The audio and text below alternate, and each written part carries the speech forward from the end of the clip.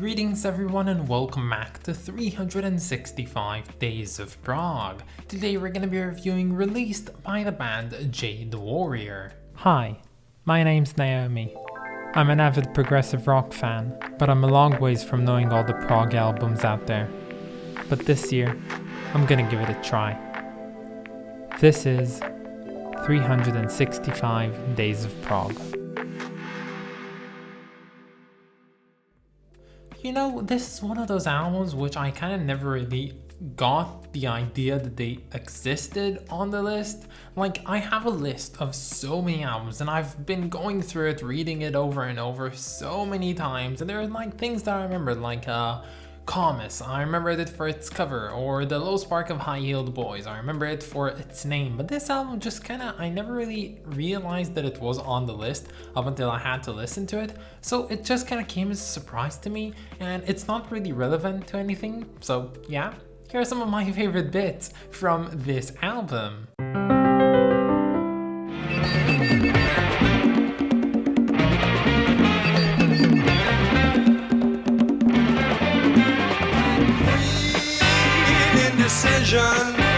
Rips your conscience with her sword, while the walls of circumstance around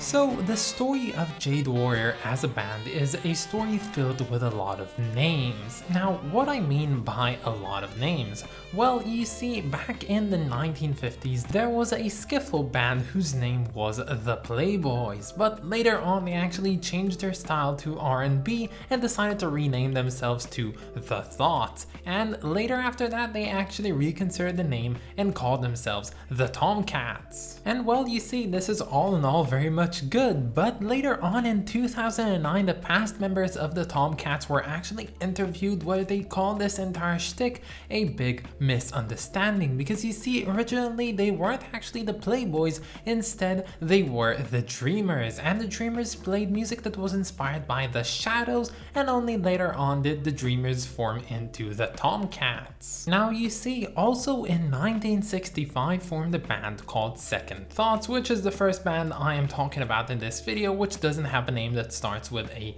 the, and that band actually really didn't last that long, disbanding in the same year of 1965, with several of its members going ahead and joining the Tomcats, which by this time actually relocated from England to Spain and changed their name to Los Tomcats.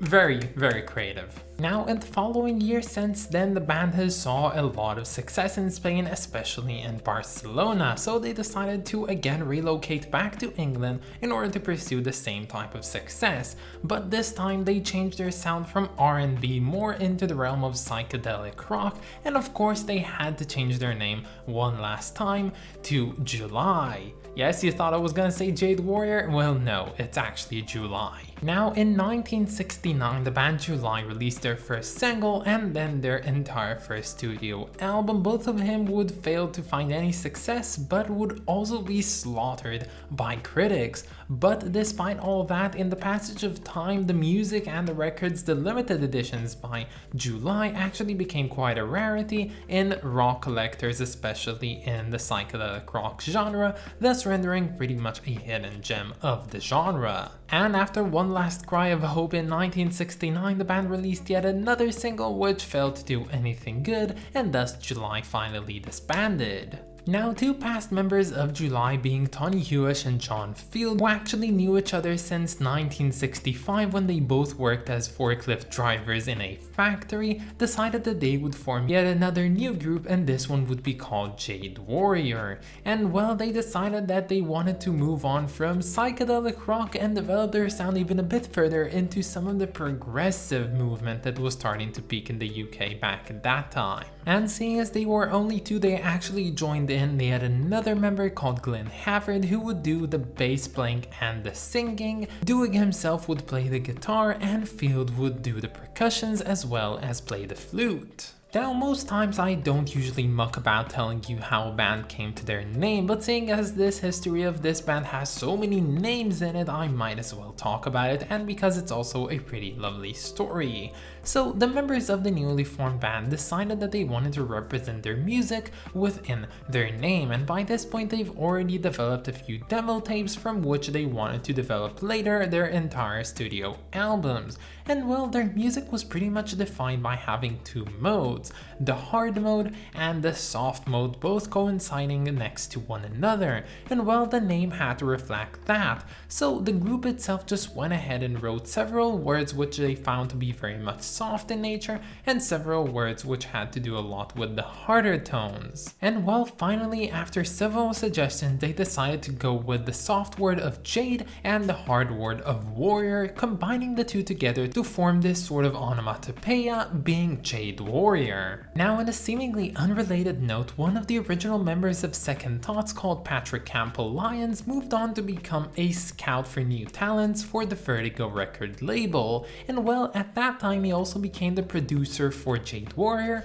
as well as another band called Asagai. And seeing as he was a scout for the Vertigo label, he wanted to have both bands signed to the Vertigo label themselves. So he proposed Jade Warrior and Asagai to Vertigo, and Vertigo came back with a response stating that they only wanted Asagai, seeing as they were an Afro-rock band, which was back at the time considered to be one of the most popularizing themes of music, and they really wanted to capitalize on it. But Lyons decided that he was not gonna give up Asagai without Jade Warrior, so Vertigo were basically at a stalemate and had to accept both bands, although they begrudgingly didn't really want to represent Jade Warrior to begin with. So with little support from the label backing them, Jade Warrior released their debut eponymous album in 1971, featuring that contrast of soft and hard music both existing together in one album. And well, it worked out for them. It actually became even more successful than Asagai's debut album at the time, which was definitely a feat. And well, they really wanted to ride the wave, so they took more demos out of their demo tapes and compiled yet another album, which would be released in the same year of 1971, called Released, of course, which is the album we're talking about today. Now, when I listened to this album for the first time, I actually didn't do any research about the band beforehand. I just listened to it and wanted to explore it in the way that it was. And well, one of the things which I noted in my notebook, actually one of the main things that I said, was how stark there was of contrast between very soft songs and very hard songs, and I didn't even realize why that was the case until I actually read about this band and realized that that was their mission purpose. And well, while back then it kind of puzzled me, now I've actually grown to accept it as an intentional decision made by the band. Now, this album of course is not without its flaws. You see, it starts off with a great tune called Three-Horned Dragon King, which is honestly just a lovely, quite progressive song, but unfortunately it's just really overstretched, and it does overstay its welcome. The next song after it, even if it's my favorite track from the album and it's called Eyes on You, is really not that great of a song, seeing as it's just your basic rock song basically. The third song on the album, called Bride of Summer, is actually the first instance of one of those softer tunes on here. And well, this one, I guess it's nice. It has this electric guitar strumming, and then it has a flute and some vocals, but I would say that it's pretty much underwhelming considering what came before it. Water Curtain Cave is actually a pretty interesting song, because I do believe that it's the first track on the album to feature both the soft aspect and the hard aspect coinciding in one confines of one song. And this one also takes a very unique approach, being much more jazzy in its nature, much akin to the Canterbury scene style of music. Now the fifth song on the album is called Minamoto's Dream. Now I would state this right here, right now. Jade Warrior have this some sort of a Japanese fetish, kind of before it was cool to everyone have that sort of thing, but it's a very interesting motif in their music, their album covers and whatever. And this one, well, it sort of tells the story of Minamoto, considered to be one of Japan's greatest samurais of all time, and the dream he was experiencing, of course having some Japanese influences throughout the way, although not being too strictly Japanese in its sound. The main importance of this song in the context of the entire album is just ascending back to the harder tones, so basically coming from the soft tunes actually all the way back to the harder aspects of them. And then we have reason to believe, which is a letdown on the album for many people. At first I thought it was a fine tune, but then I listened to it again in the context of the album and I realized that it's really not that good. After the ascension of Minamoto's Dream, you would expect some banger tune, something that would, compel you to want to listen to this album until its end, but honestly it's just not that. It's actually a pretty basic boogie song. It just has all the basic traits of a boogie song. I don't know what it's doing on here, I don't know why they thought it would be a good idea to put it on here, but all in all, not really finding its place on this album and not really being that compelling. Now by this point in the album, I felt like it's supposed to be coming to some sort of an end, to some sort of a, tying up of things, but it just didn't. It actually moved on to the next song called Baranzibar, and this one, it's 15 minutes long and it's not even the last song on the album. So yeah, I was kinda surprised by it, but I was hoping maybe this will be the big prog epic of this one. And was it such? Well, no, it wasn't. It was just 15 minutes of improv, and honestly, it was pretty much a lackluster, if not even a pretty bad song, because throughout its entire direction, it felt like it was going up this build-up, but never quite resolving, thus creating something very much tenseful and not that fun to listen to. And as I said, even after enduring these 15 minutes that should have felt like they should have ended 15 minutes ago, you still have one more song to go through, and it's called Yellow Eyes.